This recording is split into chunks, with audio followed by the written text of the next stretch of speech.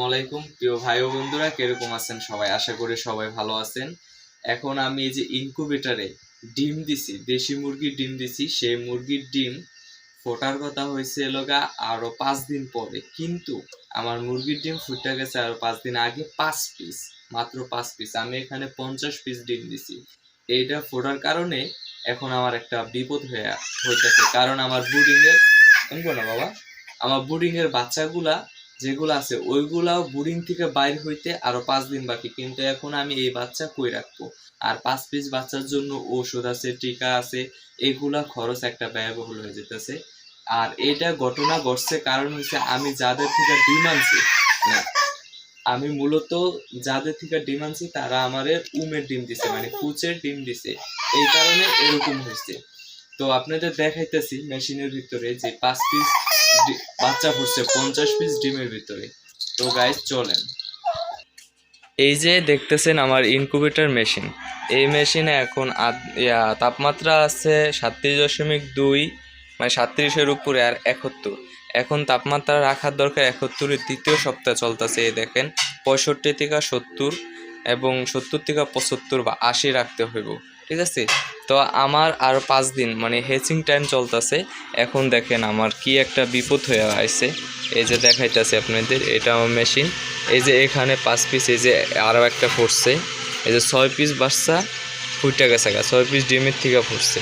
এই দেখেন আমার এখন বাধ্য হইয়া পানির পাত্রের উপরে মসুর দিতে হইল এই যে বাচ্চাগুলা। তবে মাশাল্লাহ বাচ্চাগুলা ভালো হয়েছে, এই যে ভালো হয়েছে, বাচ্চাগুলা ভালো হয়েছে মাশাল্লাহ। দেখেন এই যে দেখাইতেছি। আর ওইদিকে তলে ঢুকে গেছে ওই যে বাইরা বাইরা বাইরা বাইরা, এই যে এই দেখেন বাচ্চাগুলা, এই যে দেখেন এখানে হয়েছে 4টা, একটা 5টা, আরেকটা কি ফুটছে নাকি?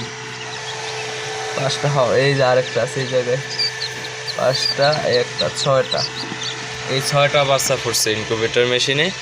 এখন আমার প্রবলেম হয়েছে যে এই যে আরও এই জায়গায় যে ডিমগুলো আছে, এই ডিমগুলা অন্তত 4 দিন পরে ফুটবো, কিন্তু এই 6 পিস বাচ্চা গতকালকে ফুটতে গেছে এখন এই বাচ্চাগুলা ব্রুডিং করা আমার জন্য একটা ইম্পসিবল, কারণ এই বাচ্চাগুলো আপনার ধরেন 2 দিন বা 3 দিন না খায় থাকতে পারবো, মানে হেচিং টাইমে থাকতে পারবো, কিন্তু তারপরে তাদেরকে শেফা ওয়ান কিছু মেডিসিন আছে, তারপরে আপনার রোগ প্রতিরোধ ক্ষমতার কিছু মেডিসিন আছে, টিকা আছে, এগুলো টাইম টু টাইম দেওয়া লাগবে। যেরকম 5 দিন বা 7 দিনের ভিতরে দেওয়া লাগবো, তারপরে 20 থেকে 21 দিনের ভিতরে দেওয়া লাগবো, 10 থেকে 12 দিন, 1 মাসের ভিতরে দেওয়া লাগবো।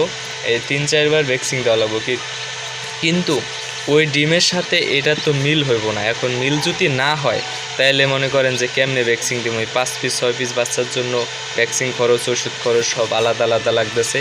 এই কারণে বলি যে গ্রাম থেকে যদি ডিম কিনে নেন তাহলে অনেক গ্রামীরা প্রতারণা করে যে কি, মানে তাদের উমের ডিমগুলা দিয়ে দেয়, এতে খামারিরা লস হয়। তা আপনারা সাবধানে ডিম ক্রয় করবেন, ডিম ক্রয় করে এই ইনকিউবেটর মেশিনে দিবেন, যাতে আপনার ডিমগুলা নষ্ট না হয় বা আপনার এরকম ক্ষতির সম্মুখীন জানি না হওয়া লাগে।